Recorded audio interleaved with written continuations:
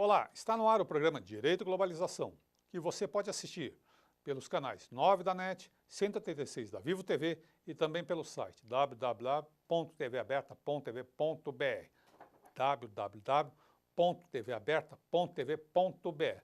Se você tiver dúvidas, sugestões, mande um e-mail para direitoglobalização@tvaberta.tv.br direitoglobalização@tvaberta.tv.br. No programa de hoje, vamos discutir sobre a execução de crianças e adolescentes pelas polícias. E quem vai dividir a bancada comigo é a doutora Eleonora Rangel Nassif, diretora do IBCCRIM, e que vai apresentar a nossa convidada de hoje. Bem-vinda, Eleonora, outra vez. Prazer reencontrá-la aqui. Martim, diga. Não, gostaria que depois você apresentasse a nossa convidada. Claro, vou apresentar agora mesmo. Eu quero antes dizer que é uma satisfação muito grande estar novamente aqui no seu programa Direito e Globalização. Boa noite aos nossos telespectadores.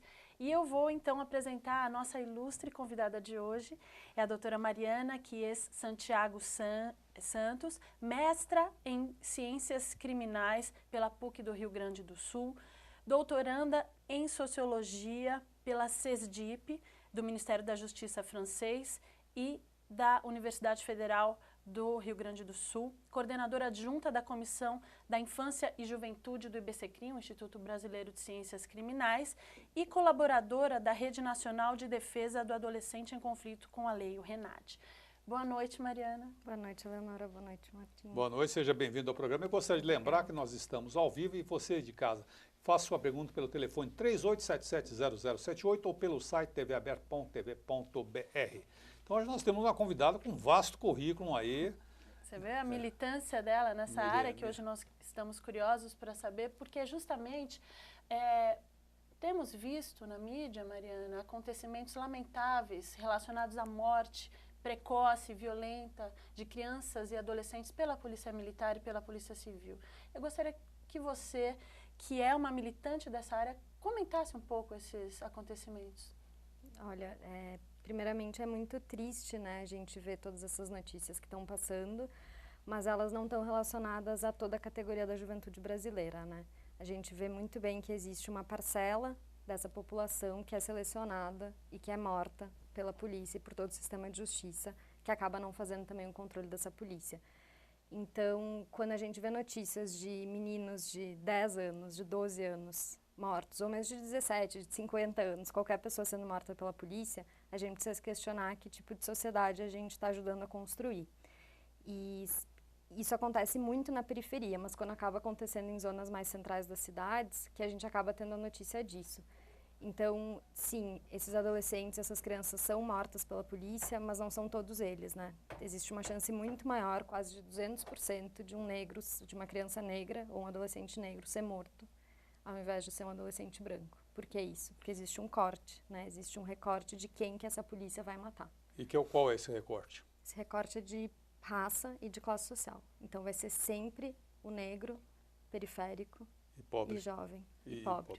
Então o recorte, na verdade, é em função da raça, ou como a pessoa se autodeclara, ou como ela é enxergada pela sociedade, um negro, faixa etária, um jovem, periférico, e a classe econômica, uma classe pauperizada, um pobre, né? Exatamente, além dos todos os símbolos da cultura juvenil, né? Então, por exemplo, cultura do hip hop, com certeza um policial vai abordar um negro que se veste de maneira diferente do que um branco, né? Então, assim, todos esses símbolos culturais também da periferia, que também são símbolos de luta e de resistência contra o racismo que está muito presente na sociedade brasileira, apesar de se dizer que não, mas ele existe, ele é muito forte. A gente pode ver pelas estatísticas, isso fica muito claro, né, de quem é morto no Brasil, de quem é preso no Brasil, porque ou a gente prende ou a gente mata.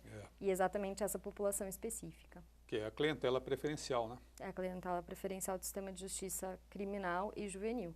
A gente fala pouco do juvenil, mas é exatamente a mesma clientela. É exatamente. Mas é ali que se forma a base, vamos dizer, aonde se forma a base, a pirâmide da criminalidade, só para construir uma figura, é justamente na juventude. As pessoas começam a delinquir, a cometer atos infracionais, para ser um pouco mais rigoroso, na juventude, e depois, se sobrevive a essa fase, vai para o mundo adulto, o mundo do crime.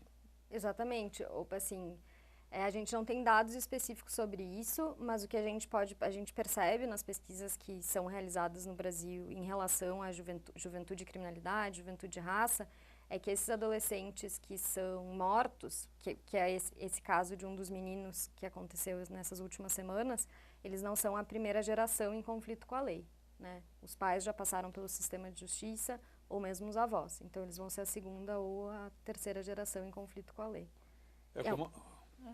Não, foi noticiado recentemente, foram noticiadas várias situações nas quais menores foram executados praticamente pela polícia militar.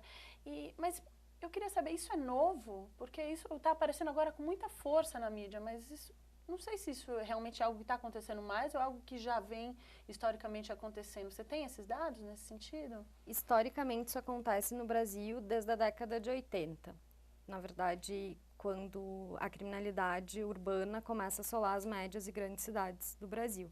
Porque antes o Brasil, né, na época da ditadura, ainda a gente tinha cidades crescendo, mas existia uma polícia muito repressora e isso era muito escondido. Então, com a redemocratização, a abertura democrática, a gente acaba vendo e se detendo mais nos estudos a respeito disso. Tanto é que o campo das ciências sociais que analisa a criminalidade, a polícia, o sistema prisional, ele começa a se criar no Brasil na década de 80. É bastante tarde, mas aí que a gente começa a ver os números. E aí a progressão de assassinatos é mais ou menos de 600%, assim, do crescimento. Mas também há uma outra explicação que não nega isso, mas eu acho que ajuda e reforça, é o fato que o Brasil era uma sociedade basicamente agrícola, rural, 60% a 70% da população brasileira vivia no campo, e a partir da década de 70, 60, os anos 60 e 70, isso vira, e as grandes migrações para os grandes centros, para o Rio de Janeiro, São Paulo, Belo Horizonte, onde se faveliza, já existiam favelas, mas elas se tornam mais expressivas, a olhos nus, a partir da década de 70 e 80 aqui em São Paulo. As favelas antes era, por exemplo, Morumbi, onde tem aquela Paraisópolis, é Morumbi, não é? Não, Paraisópolis é Morumbi. Ela se forma a partir na construção do estado de São Paulo, no final da década de 50, mas era uma coisa muito remota, aquilo era uma região erma da cidade. Quando a cidade cresce, aquilo ali se expande e recebe novas imigrações, aí a coisa aumenta, né, as pessoas chegando. Não estou dizendo que a população favelada seja marginal, o que eu estou dizendo é o seguinte: a marginalidade se torna mais representativa no universo urbano paulista a partir das grandes migrações, que as pessoas são expulsas do campo, vêm para São Paulo, não tem como se fixar, não tem ocupação fixa, educação, renda. Exatamente, pela ausência de política pública. Acho que a única política pública que essa população tem é exatamente a segurança pública. Que de política pública não tem nada, porque ela é extremamente repressiva, apesar de algumas tentativas frustradas dos governos, tanto federal quanto estaduais, não se teve uma implementação de fato intersetorial entre saúde, educação e segurança pública para essa população conseguir se inserir. Mariana, você que é uma estudiosa desse tema, você teria algum exemplo de política pública no Brasil que foi tentada e teria alguma chance de êxito? Você citou, apesar de algumas iniciativas, você teria alguma de lembrança assim? Olha, o Programa Nacional de Segurança Pública com Cidadania, que teve início no segundo mandato do presidente Lula, quando o Tarso Genro era ministro da Justiça, ele foi um programa que, pelo curto tempo, a gente teve pouca resposta, assim, do que ele fez. Mas vários estudos, né, enfim, de trabalho de campo, que os pesquisadores foram para ver o que estava acontecendo nesses pequenos lugares em que o programa foi implementado, a gente teve muito êxito. Sim, para explicar rapidinho, assim, ele era um programa nacional de segurança pública, foi o primeiro, né, no governo Fernando Henrique foi tentado alguns programas de segurança pública, mas não deram certo, exatamente pela falta de incentivo. O PRONASSE teve exatamente por essa ideia de ser intersetorial. Então, não é só botar a polícia na rua. A gente precisa de repressão, sim, à criminalidade. Mas que tipo de repressão vai ser essa? Vai ser uma repressão qualificada. Mas a gente não precisa só de repressão. A gente precisa de política de incentivo à juventude. Porque depois que ela sai da escola, como a gente tem muito pouca escola em tempo integral, vai fazer o quê? Então, davam-se bolsas para esses adolescentes. As próprias mulheres que são sempre o símbolo, né, na verdade de tudo, mas nessas favelas, nessas vilas, nesses lugares, né, com ausência de políticas públicas, elas acabavam fomentando também uma discussão de cidadania, que tinham programas como esse programa, né, ele era um grande guarda-chuva com vários outros programas, por exemplo, Mulheres da Paz, Promotoras Legais Populares, Protejo, que era para a juventude, programa de habitação para policiais. Então, assim, tu incentivava também o policial a viver melhor, porque ele também é pobre, ele também é periférico. E ele também sofre a violência lá. E ele também sofre a violência uma na violência ponta. dupla, né? Pelo fato de ele ser policial, muitas vezes ele se esconde, né? Do bairro. É muito interessante, né? São Paulo é uma das polícias aqui de São Paulo que mais mata, que mais morre. E esse perfil dos policiais também é interessante a gente lembrar, né? É bem complicada essa situação. E a gente não consegue, a gente não cria programas, assim, de fato, porque quem é o grande responsável pela segurança pública, de acordo com a Constituição? É o Estado. O município pouco pode fazer. Infelizmente, assim, a gente tem algumas guardas civis metropolitanas, como a de São Paulo, que é bastante violenta também. Mas não existe nenhum tipo de controle sobre ela, porque o município não tem força para fazer isso. Então, assim, o Estado, né, os Estados federados, que eles têm a grande responsabilidade, de acordo com o artigo 144 da Constituição, que é o único artigo que trata sobre segurança pública, então a gente já tem um problema aí, porque precisa de uma grande reforma, é tudo muito desconexo. Então, assim, o Estado está longe da realidade do município. Então, como é que ele vai fazer um programa AGI? Como é que o governo federal vai fazer um programa AGI? Por isso que o PRONASSE, me parece, foi um programa que trouxe o município para dentro. Então, assim, ele incentivou, por exemplo, a gente fez um estudo comparativo, eu participei desse estudo, Jaboatão dos Guararapes, Pernambuco, e Canoas, Rio Grande do Sul. Cidades periféricas das capitais, em que o PRONASSE foi implementado. E a gente teve, de fato, quantitativamente mudanças de homicídio, mudança de realidade social, assim, porque daí teve urbanismo, teve programas de urbanização dessas regiões, que não tinha asfalto, por exemplo, eles fizeram asfalto, colocaram iluminação. Então, intersetorial, né? Não só botar a polícia na rua, também tinha a polícia na rua, mas não era só isso. Eu vou interromper por aqui e vou chamar um intervalo. Lembrando a você de casa que estamos ao vivo, faça sua pergunta pelo telefone 3877-0078 ou pelo site tvaberta.tv.br. Continue conosco.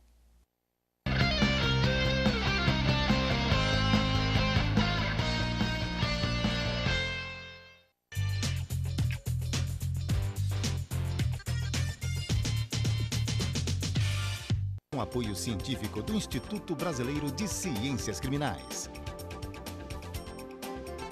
O programa Direito e Globalização é uma iniciativa da Comissão de Direitos Humanos da Ordem dos Advogados de São Paulo.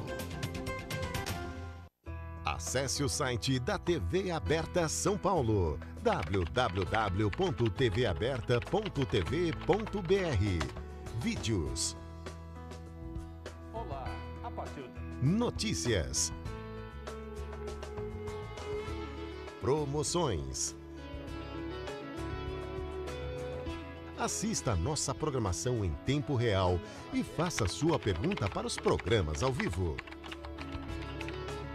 Participe da emissora comunitária da maior cidade do Brasil.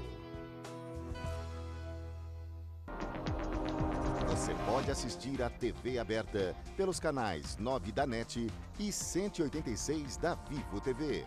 Saiba mais em www.tvaberta.tv.br. TV Aberta São Paulo, a emissora comunitária da maior cidade do Brasil. Faça como esses produtores e realize o sonho de ter um programa na televisão. Venha para a TV Aberta São Paulo. Ligue para 3868-2802 e tenha a oportunidade de estar com mais de 3 milhões de telespectadores. Qualidade na transmissão e custo baixo. TV Aberta São Paulo, a emissora comunitária da maior cidade do Brasil.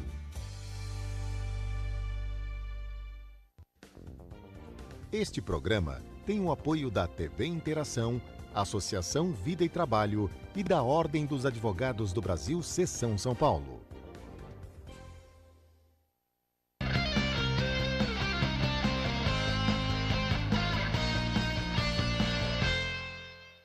Estamos de volta no programa Direito e Globalização. Hoje, dividindo a mesa comigo, a doutora Eleonora. A doutora Eleonora é diretora do IBCCRIM e nós estamos falando de um tema muito atual, que é a questão da criminalidade, a juventude, a relação da juventude com a criminalidade. Nossa entrevistada, a doutora Mariana Chiesa. Falei que todo mundo erra, tá vendo? É. Mariana Chiesa. Lembrando a você de casa que estamos ao vivo, faça sua pergunta pelo telefone 3877-0078 ou pelo site tvaberta.tv.br. Voltando, doutora Mariana, a sua tese de mestrado, a senhora é mestre em Direito, ou mestra? Mestra. Mestra. Mestra. A gente é mestra, né? Então, a senhora é mestra em Direito, portanto, eu gostaria, a senhora estudou o tema que foi esse programa intersetorial. Eu gostaria que a senhora falasse um pouquinho mais, que me chamou um pouco a atenção. Eu não conhecia, então estou aqui como seu aluno para aprender um pouco sobre esse programa e dar um alento às pessoas de casa que há uma solução que já foi tentada e se fosse aprofundar, talvez a gente teria colhido melhores frutos. Por gentileza. Há esperança, né, Martim? Há esperança. A gente só tem que investir nesse setor da sociedade, senão... Senão a gente vai ser devorado por eles. Exato. Você citou uma repressão qualificada. O que é uma repressão qualificada, Mariana? Então, o Pronace, ele traz essa ideia de repressão qualificada exatamente para juntar as polícias também, para as polícias atuarem juntas. Eu, sinceramente, no modelo atual que a gente tem de polícia, eu não acredito muito que dê certo essa ideia de repressão qualificada, tendo uma polícia ostensiva que é extremamente violenta, porque é treinada para ser violenta, então a gente não pode esquecer... Treinada para guerra, né? Treinada para guerra, porque vem da doutrina de segurança nacional, então ela é militarizada, isso significa muita coisa. Simbolicamente e na prática. Simbolicamente, se você pegar a polícia de São Paulo, no brasão da Polícia Militar, tem 11 barras. Cada barra é uma intervenção que essa polícia fez. Então, tem um orgulho, eles têm o orgulho, por exemplo, de Canudos. Canudos foi uma mortandade aquilo. Eles ressaltam o papel da chacina de Canudos. Foi uma execução, foi um holocausto no sertão. O golpe de 64 está lá. Então, uma polícia que traz esses valores... Ela é problemática. Bem lembrado, Martim. Bem lembrado. São símbolos que... São símbolos que estão dizendo, que estão dialogando. Que estão por trás daquilo tudo. Estão dialogando conosco. São valores ali que você está vendo. Infelizmente a gente tem essas polícias, então, porque a gente tem as duas polícias principais no âmbito estadual, que é a ostensiva e a de investigação, a judiciária. Nenhuma das duas tem um ciclo completo de policiamento, então uma faz um pedaço, outra faz outro. Elas não se conversam. Se detestam. Se detestam.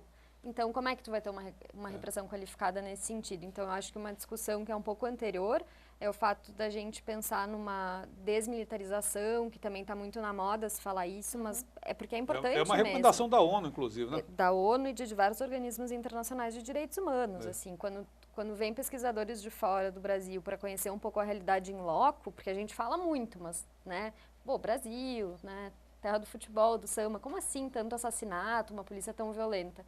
Aí a gente vai explicando, e como assim ainda é militarizada? Como assim isso não foi reformado? Porque não se teve essa preocupação na abertura democrática. Não, na verdade, eu acho o seguinte, eu acho que foi um problema de correlação de forças mesmo, né? Talvez. Eu acho que aí é um problema do Congresso Constituinte. Sarney assume o lugar do Tancredo Neto. Tancredo falece na antevéspera de assumir. Assume Sarney, que não tinha compromisso com ninguém, a não ser com ele próprio e a turma dele. Como ele ainda só tem, né? Como até hoje. Como até hoje. O Congresso transforma num Congresso Constituinte que não tinha também compromisso com proposta nenhuma. Então, o que foi feito foi o possível, foi a arte do possível. Mas não havia compromisso. Talvez tivesse chamado uma eleição, vamos votar em cima de propostas, de bancadas, para fazer a Constituição, não um Congresso Constituinte, mas uma Assembleia Nacional Constituinte, que o Congresso continuaria aqui do lado, legislando, tal, e esse Congresso faria essa Assembleia Nacional Constituinte, talvez o resultado, eu creio que teria sido um pouco mais avançado, porque naquele momento ela avançaria. A Constituição de 88 refletiu os avanços da sociedade naquela época, que hoje todo mundo está querendo ceifar isso, né?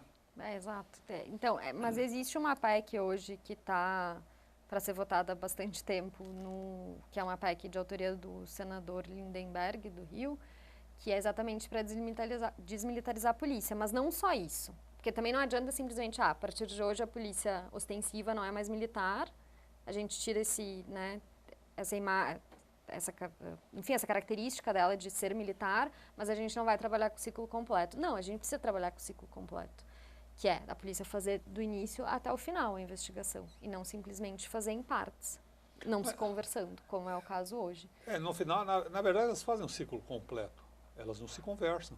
Mas a investigação eles fazem. Eu estou cheio de receber denúncias na Comissão de Direitos Humanos de investigações conduzidas pela Polícia Militar. Mas não poderiam, né? Não então, poderiam. Na verdade, já está tudo eivado de legalidades, assim. Então, precisa... Eu acho que essa discussão, estruturalmente, é a principal, assim, de uma reforma na polícia para a polícia se tornar uma polícia, se possível, mais próxima ao povo e à sociedade. E o Pronace diz exatamente isso, né?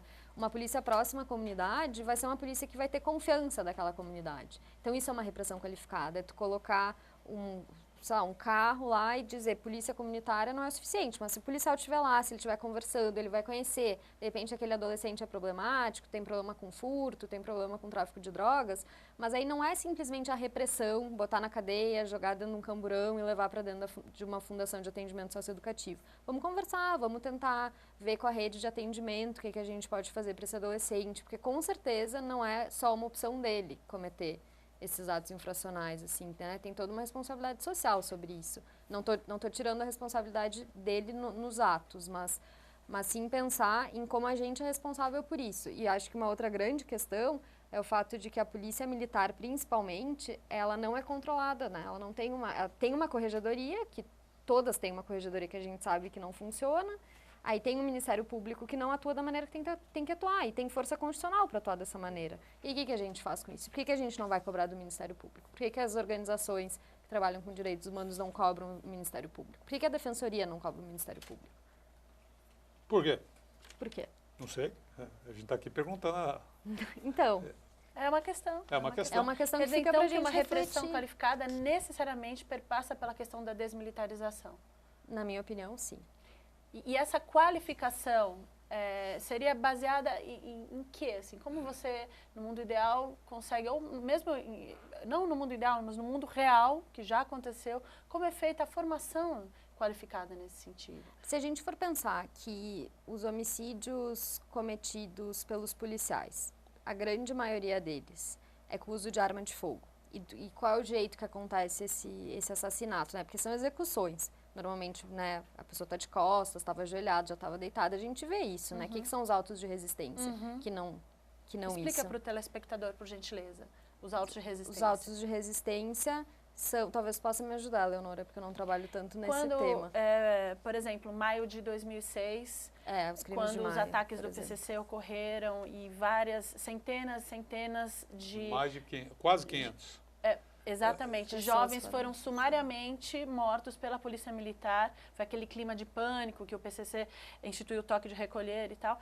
Mais de 500, foi bem mais. Houveram, em maio houve aproximadamente umas 400 mortes, mas essas mortes ainda continuaram. Exatamente. Então você estima mais de 500, eu acho que é 506, mas não estou bem certo. E esses jovens que foram mortos sumariamente pela polícia militar, esses inquéritos foram arquivados como sendo autos de resistência, né? Por quê? Como se eles tivessem sido assassinados, mortos pela polícia, porque resistiram à abordagem policial. Nesse sentido, então, a polícia ali, legítima defesa, autos de resistência, os autos foram arquivados por autos de resistência. E aí surgiu as Mães de Maio, né? Que já teve aqui, inclusive, a Débora. A Débora da Silva, que é uma mulher incrível, que é mãe de um desses jovens que foi morto pela polícia militar. Na em Baixada Santista. Né? Na Baixada. Eu estive lá no local, eu fui convidado pelo movimento lá, a falar com a igreja me convidou, fui eu e Hélio Bicudo. O Hélio Bicudo com idade avançada, ele não podia, fui eu. Ele me indicou, foi isso. E eu fui lá. Pela Comissão de Direitos Humanos. Isso. Mas daí você estava dizendo que os autos de resistência, então, porque eles andam armados e essa formação seria desarmá-los? Também. Acho que o principal é isso, é desarmar a polícia. Não dizer que ela tem que ir para rua sem arma. Aliás, esse seria o ponto ideal. Em vários países isso acontece. Por exemplo, na Inglaterra, os policiais não andam armados. Mas aqui no Brasil... Mas sabia, por exemplo, teve aquele... eu estou te fazendo essa pergunta, inevitavelmente... É tão difícil, tão delicado isso. É tão delicado, porque, por exemplo, teve aquele ataque que foi um ataque estrondoso com a metralhadora .50 em Campinas, que roubaram... o depósito, né? Foi um ataque a uma companhia de transporte de valores e roubaram 60 milhões de reais que ela tinha guardado lá. E eles estavam armados até com .50, com fuzil, com metralhadora. Foi um tiroteio louco aquilo ali. Esse é um argumento dos opositores, né? Que a parte de lá está muito bem municiada. O que não deixa de ser verdade, a gente tem que enfrentar, é uma verdade. E aí... Como ter um olhar mais amplo em relação a isso tudo e conseguir encontrar uma solução plausível, né? Mas assim, a gente precisa parar uma pessoa que está cometendo um crime dando tiro nela? Não me parece razoável. Não. O que eu digo... Bom, desculpa. Que foi o que aconteceu nesse caso do menino de 10 anos de idade, né? Agora. Que aparentemente estaria dirigindo com Furtando a mão um esquerda, carro. furtando um carro, abrindo a janela, tirando para Há um- fora tudo ao mesmo tempo, sem poder alcançar nos pedais, porque ele era muito baixo para Olha fazer só, isso. bem Então, observado. Há um coronel aqui em São Paulo que inventou um protocolo, que eu esqueci o nome do protocolo, é o nome dele. Eu me esqueci o nome do coronel. Estou tentando lembrar, desde que você chegou, estou tentando lembrar o nome do ciclo. Ciclo Giraldi, aonde a forma de abordagem. Se as polícias seguissem um ciclo Giraldi, a redução, que é inventado por um próprio policial, que foi durante anos o coronel Giraldi, a mortandade abaixaria. E mesmo se você escutar o Copom, a gravação do Copom, o Copom orienta aquele policial que dá o tiro finalmente no menino, no garoto, orienta ele não fazer abordagem, esperar para fazer abordagem em dupla, para evitar, porque não se aborda sozinho uma pessoa. Né? Interessante, Martim. Agora, você, Mariana, que viveu na França, que fez doutorado em sociologia, na França, como é que funciona essa questão da repressão penal na França? Essa pergunta é uma pergunta importante, mas nós estamos com 30 segundos. Eu vou chamar o intervalo e voltamos com ela. Guarde ela e continue conosco. Lembrando a você de casa que estamos ao vivo, faça sua pergunta pelo telefone 38770078 ou pelo site tvaberto.tv.br. Obrigado.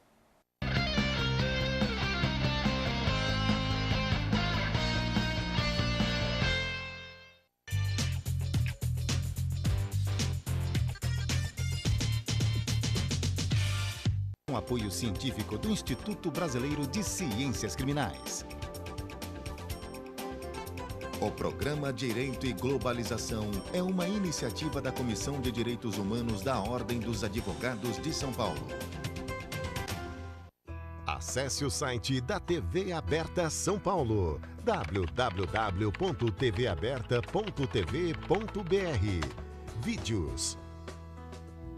Olá, a partir de... Notícias. Promoções.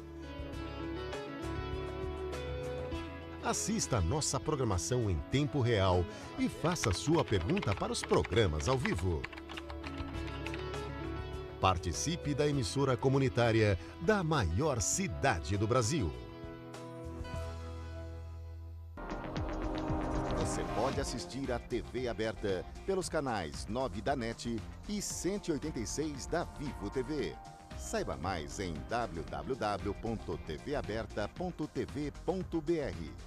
TV Aberta São Paulo, a emissora comunitária da maior cidade do Brasil. Faça como esses produtores e realize o sonho de ter um programa na televisão.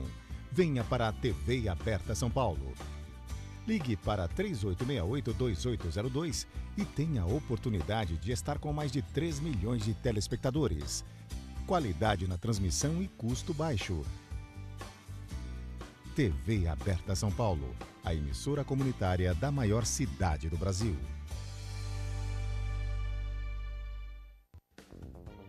Este programa tem o apoio da TV Interação, Associação Vida e Trabalho e da Ordem dos Advogados do Brasil, Seção São Paulo.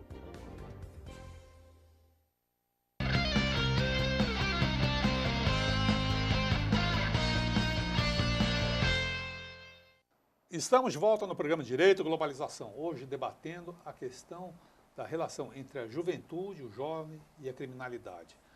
A nossa convidada de hoje é a doutora Mariana. A doutora Mariana é especialista no tema. Eu vou fazer uma pergunta embaraçosa, complexa para a senhora, que diz respeito ao seguinte. Hoje, na periferia de São Paulo, a cultura hip hop, ela predomina, ela vai crescendo. E uma das manifestações culturais é o chamado baile funk, onde há uma campanha enorme das mídias, contra o baile funk, alegando que é ponto de venda de droga, onde garotas se engravidam fazendo sexo com vários jovens, tudo mais e tal. É correta essa abordagem, criminalizar esse baile funk, na sua opinião? Não. Não faz nenhum sentido criminalizar um movimento cultural. Se coisas acontecem dentro desse movimento cultural, a gente pode ter um certo tipo de controle imposto nesses locais pelas pessoas que participam disso. Mas eles têm que nos dizer se isso está afetando a comunidade. Me parece que é o único local em que eles têm um pouco de espaço para poder também se divertir, como todo mundo quer. E aí eu te pergunto de volta, assim, será que nessas grandes nessas grandes baladas do centro de São Paulo ou das zonas mais nobres em que se vendem diversos tipos de drogas sintéticas, também tem que ter um tipo de repressão maior? Eu te agradeço a pergunta. Primeiro que você me considera jovem para frequentar esse tipo de lugar que eu não frequento. Eu chego às 10 horas da noite, eu vou dormir. Então, eu não teria como responder essa pergunta. Mas não acho que, grosso modo, falando por desconhecimento absoluto de causa, acho que não, né? Eu estou de acordo. Porque a gente reprime, inclusive, a cultura, né, claro, desses locais. Porque a gente precisa... Eles são pessoas que não têm que fazer parte, né? As pessoas não querem que eles façam parte da sociedade. Então vamos reprimir tudo. Ou a gente mata, ou a gente prende, ou a gente não deixa eles irem para baile funk, etc. Foi mais ou menos aquela discussão que teve, não sei se você acompanhou aqui, o grande escândalo na sociedade paulistana, talvez você não tenha acompanhado, você não morava aqui, morava no Sul, que foi os rolezinhos em shopping center. A classe média branca ficou revoltada que pobres estavam sendo vistos, vários pobres, Aquele não era um só. O movimento foi muito interessante. Foi muito interessante.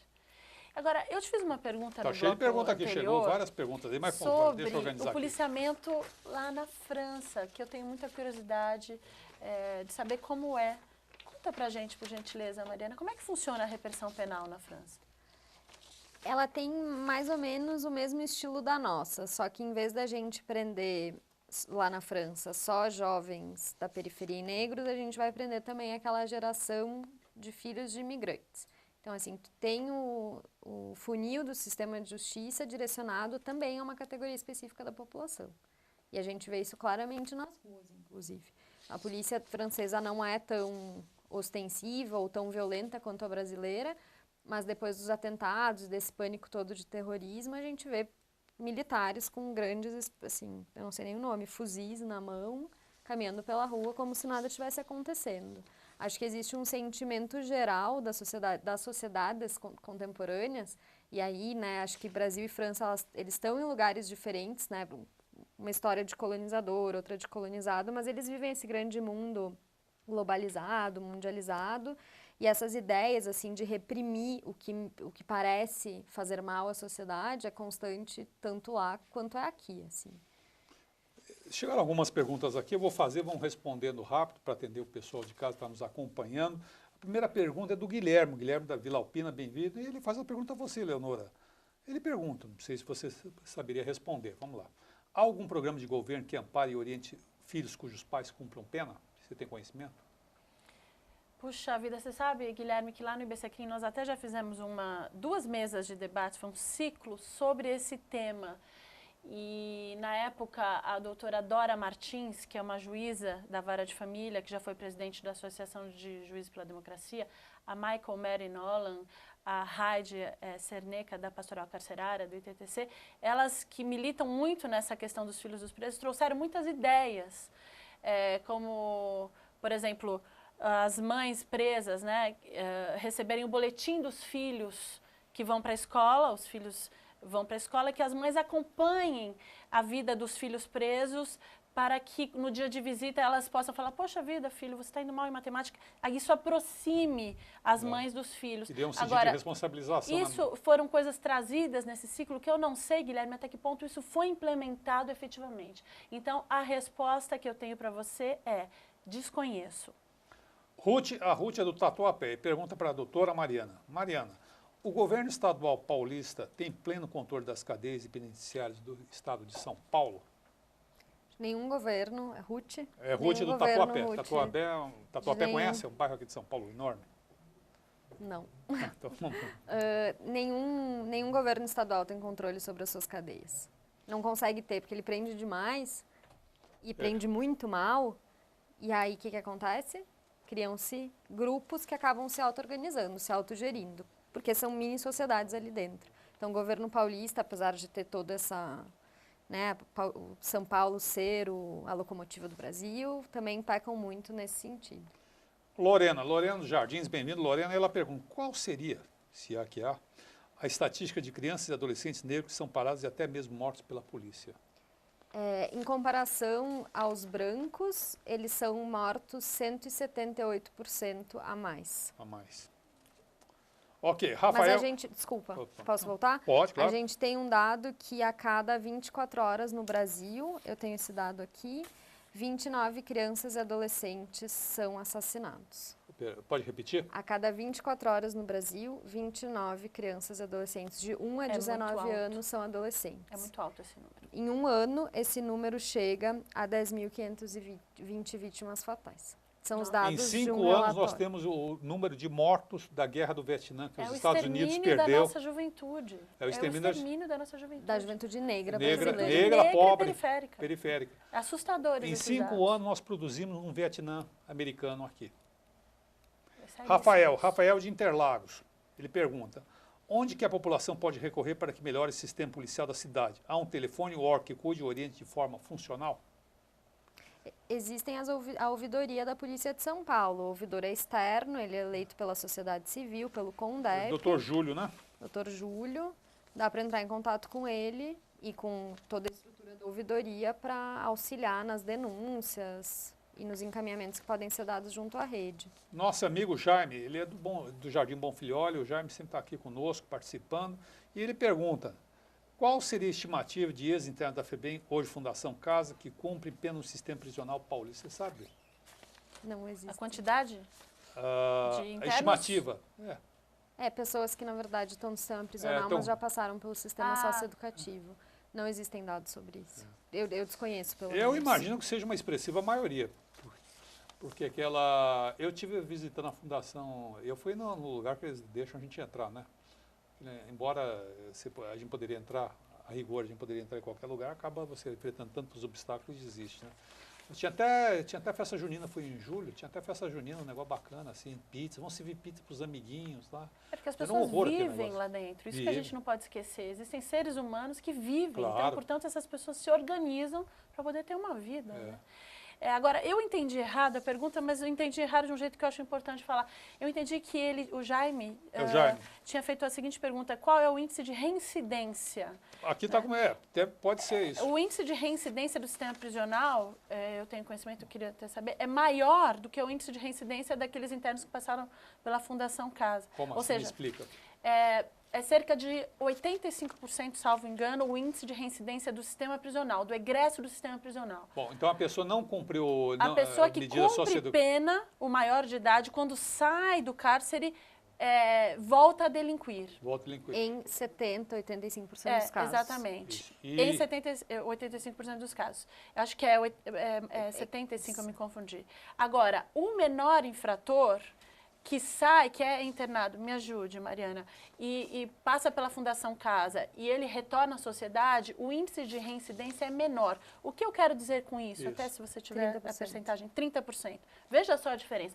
Então, nós não podemos falar em misturar os menores com os maiores de idade, porque esses dados por si só já demonstram que colocar alguém no sistema prisional, o índice de reincidência é muito maior, ou seja, vai ser muito pior para os menores se passarem pelo sistema prisional.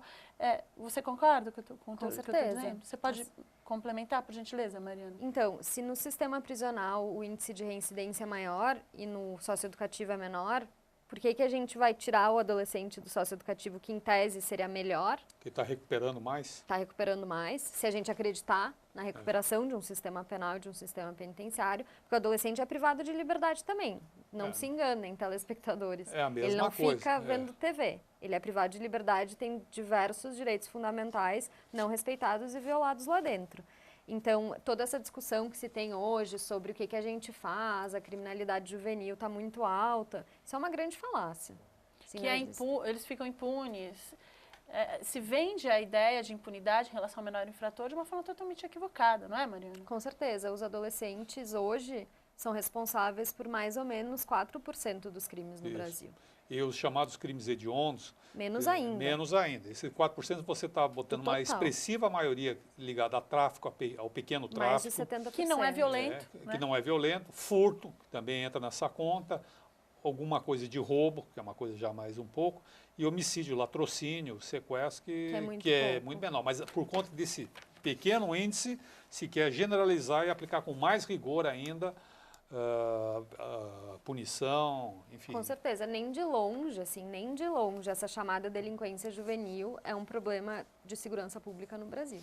E é importante você estar aqui hoje, esclarecer isso para a população, porque a nossa mídia deturpa totalmente isso, né? E o nosso Congresso Nacional também vira e mexe, quer fazer leis para aumentar a maioridade penal, né? Eu vou fazer uma última pergunta Perdão, aqui. para diminuir Pra diminuir. a maioridade penal e responsabilizar esses menores o quanto antes, com 16 anos e por aí vai.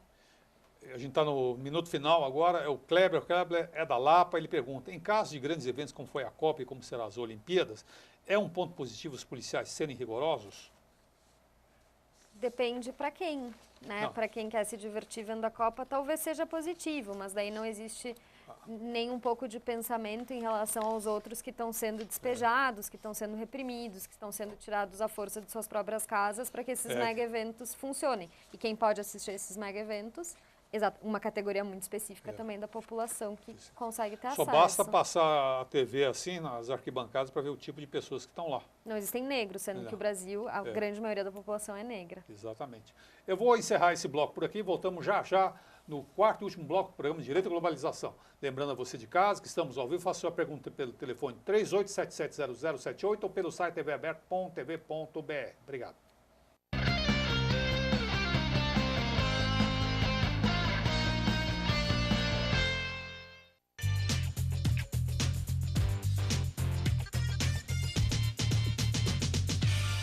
Com apoio científico do Instituto Brasileiro de Ciências Criminais. O programa Direito e Globalização é uma iniciativa da Comissão de Direitos Humanos da Ordem dos Advogados de São Paulo. Acesse o site da TV Aberta São Paulo, www.tvaberta.tv.br. Vídeos. Olá, a partir de... Notícias. Promoções.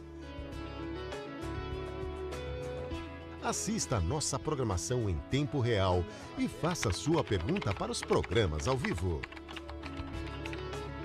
Participe da emissora comunitária da maior cidade do Brasil. Você pode assistir a TV Aberta pelos canais 9 da NET e 186 da Vivo TV. Saiba mais em www.tvaberta.tv.br. TV Aberta São Paulo, a emissora comunitária da maior cidade do Brasil. Faça como esses produtores e realize o sonho de ter um programa na televisão. Venha para a TV Aberta São Paulo. Ligue para 3868-2802 e tenha a oportunidade de estar com mais de 3 milhões de telespectadores. Qualidade na transmissão e custo baixo. TV Aberta São Paulo, a emissora comunitária da maior cidade do Brasil.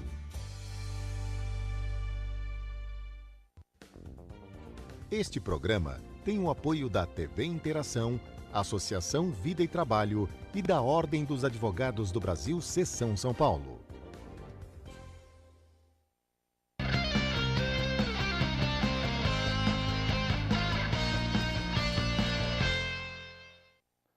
Estamos no quarto e último bloco do programa Direito e Globalização. Lembrando a você de casa que estamos ao vivo, faça sua pergunta pelo telefone 38770078 ou pelo site tvaberto.tv.br. Nós estamos discutindo hoje juventude e criminalidade com a doutora Mariana. Eu gostaria de perguntar à doutora Mariana, aproveitar a oportunidade de fazer uma pergunta. Nós temos visto pela TV, pelas várias TVs aí, um aumento expressivo dos programas policiais. Programas de TV, desde o acompanhamento em viaturas até o apresentador dentro do palco, trazendo matérias, que são a maioria, trazendo matérias sobre criminalidade e tudo mais e tal. Eu pergunto, como a senhora enxerga o papel da mídia nesse caso? É positivo realçar o papel do policial herói, o policial acima de qualquer suspeita, enfim, como a senhora vê isso aqui, esse fenômeno? A mídia, me parece, assim, esses grandes programas assim, específicos que apresentam a prática policial, as abordagens, desrespeitando completamente todos os direitos das pessoas que estão sendo pegas pela polícia, eles prestam um grande desserviço para a sociedade, porque eles acabam alimentando essa cultura do ódio pelo próximo do policial herói e do bandido, do mocinho do bandido, né? Então, assim, mas é um bandido muito específico. Se a gente olhar e analisar bem esses programas, é o que é assassinado, né? De novo, eu nunca vou cansar de repetir, ou a gente prende ou a gente mata. E uma categoria determinada da nossa sociedade. Tá ficando caro manter preso hoje, então vai pelo extermínio. E felizmente o judiciário tem tomado algumas posições muito importantes contra o superencarceramento do Brasil, então tem que botar a gente para fora da cadeia, mas daí eles matam, né? Eu acho que essa vai ser a solução final. Eu acho que o IBCCRIM tem há muito tempo vem se debruçando sobre essa questão, sobre a descriminalização das drogas. Eu acho que começa a fazer eco a campanha, ou a discussão, vamos dizer, não a campanha, a discussão, a vida dentro do IBCCRIM no eco da sociedade, né? Sem dúvida, é uma preocupação já de várias gestões, inclusive, Martim, o editorial do boletim do IBCCRIM desse mês de julho... Mas já saiu? Eu não recebi ainda. Sim, está aqui, olha. Segurança pública, o tema é Segurança Pública entre a legalidade retórica e a letalidade real. Fala exatamente disso que a gente está discutindo aqui hoje. O boletim é novo. Esse último boletim de julho de 2016. Então começou a distribuir agora, que não chegou. Né? Sim, já deve. Hoje, acho que quando você chegar na sua casa já vai estar lá. Eu estou cobrando. Mas em relação a essa questão dos programas sangrentos das 19 horas que passam nas 19 horas em diante, né? Em diante, né? E que, inclusive, eu sugiro que assistam o nosso programa e não esses das 19 horas sangrentos. Tá certo. Tem uma questão que é o direito à imagem, né? Então, vários direitos são violados, entre eles o direito à imagem. Tem uma portaria da Delegacia Geral de Polícia, que é a portaria 18 de 1998, que instrui as autoridades policiais a prestarem atenção, a terem cuidado, é uma portaria muito bem redigida com a imagem daquelas pessoas que estão sob a custódia da autoridade policial. Então, é importante que as pessoas leiam essa portaria, conheçam essa portaria 18/98, que cuida da imagem dessas pessoas. Por quê? Porque ninguém conhece e essa portaria é sistematicamente desrespeitada pelas autoridades policiais. Então, está na hora de nós cobrarmos as autoridades policiais para que respeitem a imagem dessas pessoas que estão sob a sua custódia. E esses programas serão extintos quando isso começar a acontecer. Eu estou com uma pergunta do Aloysio da Pompeia. E ele faz a seguinte afirmação, gostaria que a senhora confirmasse ou não a informação dele. É importante lembrar que em vários países do primeiro mundo, como Estados Unidos e Inglaterra, a maioridade penal é a partir dos 16 anos. E são países democráticos. Não é verdade essa afirmação. Por quê? Nos Estados Unidos, alguns estados dos Estados Unidos têm a maioridade a partir dos 16, mas a regra é os 18 e na Inglaterra é a partir dos 18. A responsabilização na Inglaterra, aliás, começa mais tarde que no Brasil. No Brasil, a responsabilização pela prática de um ato infracional começa aos 12 anos, na Inglaterra começa aos 14. Muito bom. Programa prestando esclarecimentos aí. Nada a acrescentar, perfeito. Não, então, existem muitos equívocos. Até uma questão que eu queria que você desenvolvesse, Mariana, por gentileza. Na sua opinião, a imprensa, ela retrata a questão da violência praticada por menores de idade de uma forma transparente ou não? Como você faz essa análise da veiculação pela imprensa dessas notícias? Olha, eu tenho me surpreendido positivamente nos últimos tempos. Assim, eu tenho visto grandes veículos não se posicionando favoravelmente, por exemplo, à redução da maioridade penal e fazendo uma grande crítica à própria atuação da polícia nesses casos, né, específicos que foram super mediatizados, mas em outros casos também, dizendo que a gente está de fato matando a juventude do nosso país, né, a gente está exterminando a juventude negra do país em função dessas práticas policiais que a gente tem. Mas, assim, ultimamente eu tenho me surpreendido positivamente, mas a grande maioria da mídia, ela é muito irresponsável quando ela passa a informação, né? Ela pega só um pedaço da informação e passa para o telespectador, principalmente a grande mídia, né? A mídia das massas. Ela só quer vender aquilo lá, aquela informação. Então, quanto mais fácil, mais simples, mesmo sendo mentiroso, pode se passar. O que a revista Veja fez, por exemplo, no ano passado, quando publicou um quadro sobre as idades em que um adolescente poderia responder como um adulto em diversos países. E aqueles dados são mentirosos, assim, nenhum é verdade. Da França, eu tenho certeza, a maioridade penal começa aos 18 anos, ela pode ser relativizada em alguns casos a partir dos 16 anos, só que ela não é porque os juízes da infância, que se chamam juízes de menores na França, eles não aceitam aplicar essa relativização. Mesmo que o legislativo tenha mudado a legislação, que é lá de 1945, se vocês acham um eco ultrapassado, a legislação francesa que trata do menor infrator é de 1945, ou seja, no final da Segunda Guerra Mundial. Para ter uma ideia, é o seguinte, a maioridade penal foi fixada no Brasil em 18 anos, em 1916, quando um menor foi recolhido à cadeia pública e foi vítima de uma violência. Na época, a sociedade ainda tinha capacidade, em 1926, de se indignar. 100 anos depois, a gente perdeu essa capacidade. E a gente quer reduzir a idade penal agora. Eu te lanço uma pergunta, Martim. Você é muito diferente do Martim de quando tinha 16 anos de idade? Sou. E você, Mariana? Sou bastante diferente. Bastante diferente também. É interessante, porque nós nos tornamos outras pessoas com o tempo, dúvida, né? sem dúvida. Então, acho que a gente tem que dar um crédito para o fato de que essas pessoas estão em formação. Claro. Né? E é o direito ser imaturo, é o direito estar confuso, é o direito errar dessas Ser pessoas. jovem, Né? eu acho que o Bush, apesar de não ter nenhuma simpatia por ele confrontado com os erros que cometeu durante a juventude, num debate presidencial, ele respondeu: quando se é jovem, se é jovem. Eu acho que essa resposta define tudo. Você comete erros quando você é jovem. Desculpa, Martim, eu acho muito importante pontuar, Leonora, que sim, os adolescentes, eles cometem erro e eles são responsabilizados pelos erros deles.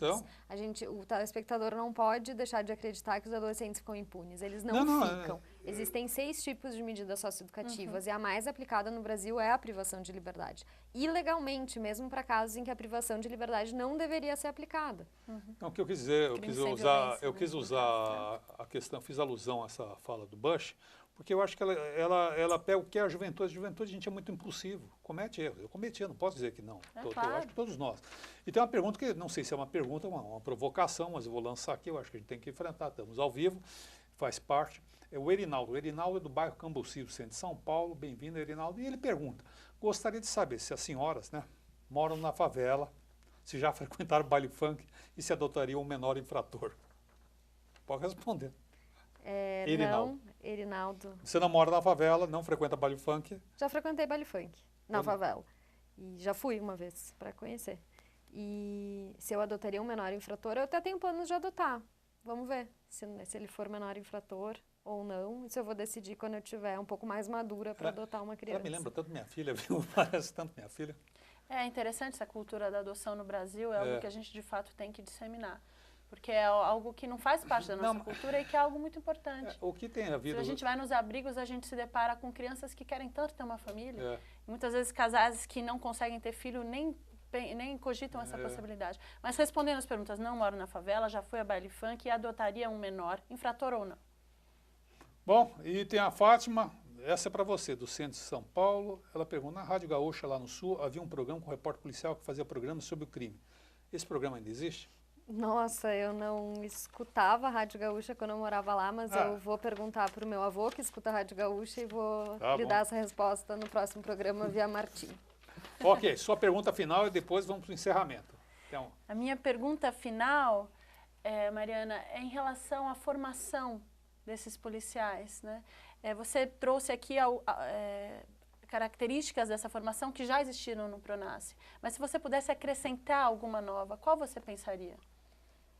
Os policiais, eles aprendem a desumanizar, e eles são desumanizados durante a formação que eles recebem. Isso porque eles são treinados em razão de uma cultura bélica que existe.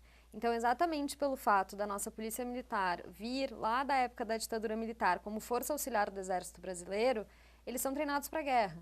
E em sendo treinados para a guerra, quando eles estão na rua, eles estão em guerra. Então, para eles matar uma pessoa, para aquele policial matar uma pessoa, é simplesmente uma tarefa de guerra.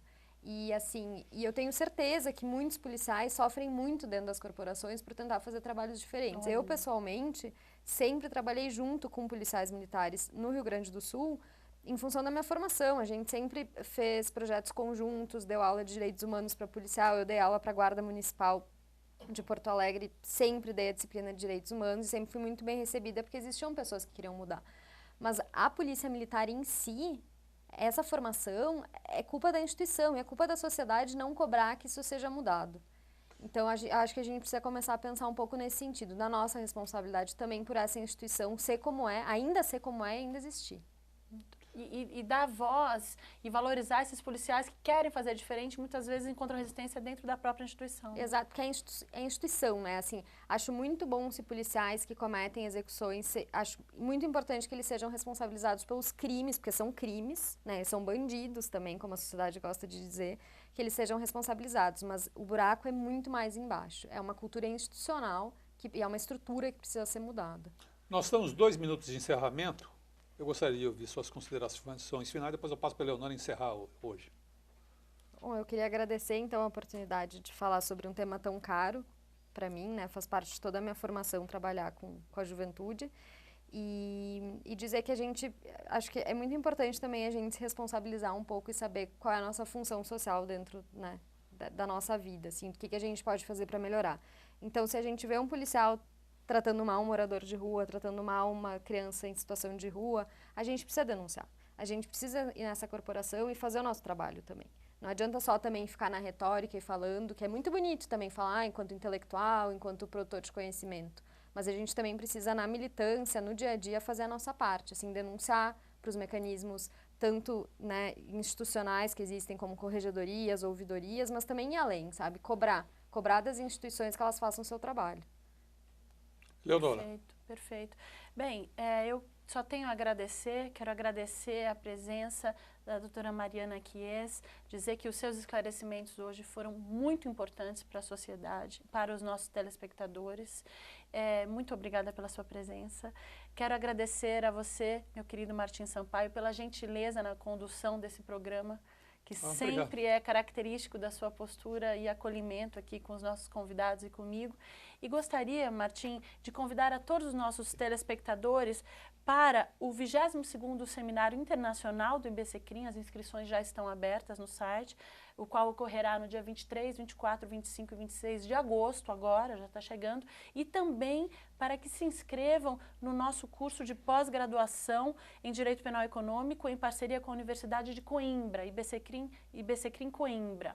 Eu convido a todos para que entrem no nosso site e vejam maiores detalhes sobre esses 2 eventos. Ok, obrigado. Obrigado a você, doutora Mariana, por sua presença aqui. Obrigado, doutora Eleonora, com toda a sua gentileza. Mande recomendações a seu pai, doutor Otávio. Que nos assiste. Que nos assiste, mas hoje não mandou pergunta, não.